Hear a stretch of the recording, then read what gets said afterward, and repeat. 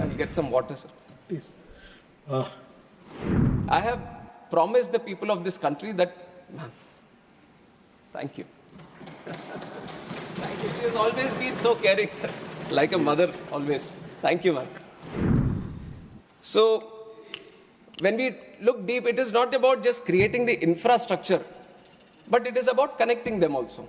Now, you can spend a lot of money, you can create the infrastructure, you can create more air. Under the leadership of Modi ji, aviation is not just looked upon as how many. I also agree to a certain point that it's not about just the numbers. Numbers I'm giving to show you a picture on how much progress we have made.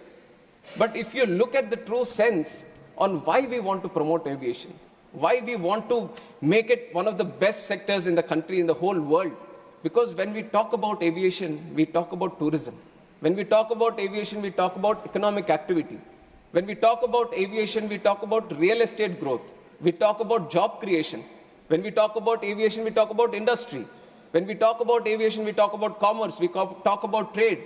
And we talk about aviation, we talk about culture. And when we talk about aviation, we talk about agriculture also. And that is why aviation is a very important nodal sector that needs to be given that push.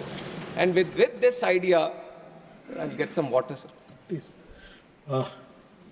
And it is with this idea that the whole aviation sector has been thoroughly, deeply understood on what the true potential India can have. And we have seen that there are multiple gaps also.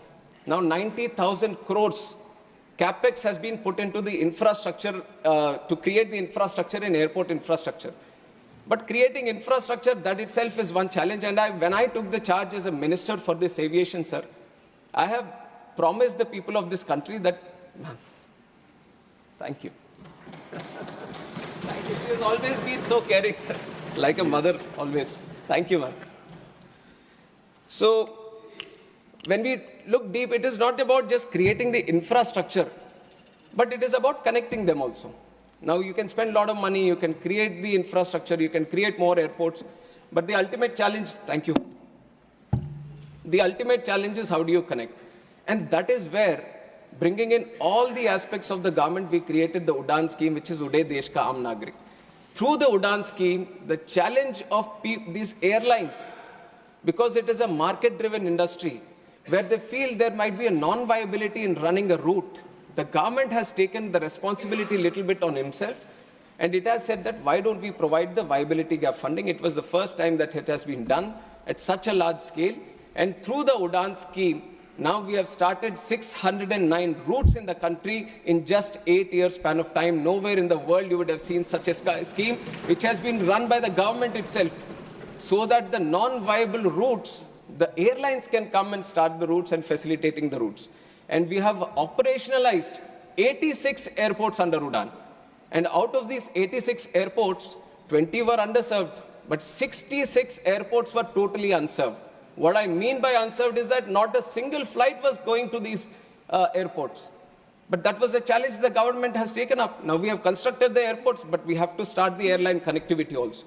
And through the Udan scheme, we have given the viability gap funding, and we were able to run all these airports. We were giving them those connections, which was very, very required for the people of that state or of that region or of the airport. And we have operationalized 86. And we can proudly say that Udan has been a real success story of the Indian aviation, which are showcasing to the whole world under the leadership of Narendra Modi ji.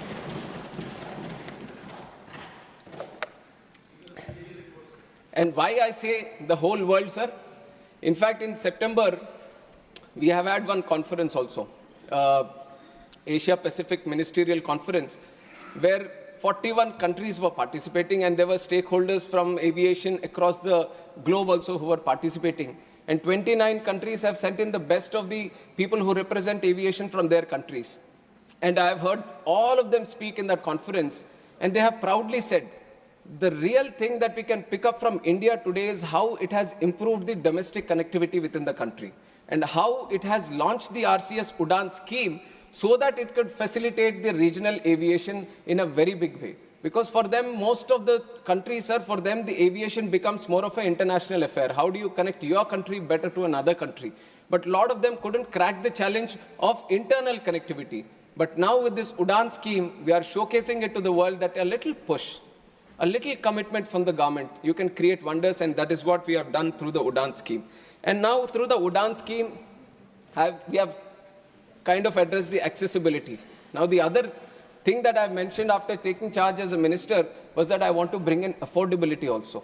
And I understand all the concerns that each and every member has raised regarding the airfares. I'm also a citizen of this country, and I was also a member, and before member, I was also a passenger. So I know one of the challenges that the people of this country face when they're traveling, and I understand the true spirit in which people would have spoken about the airfares also.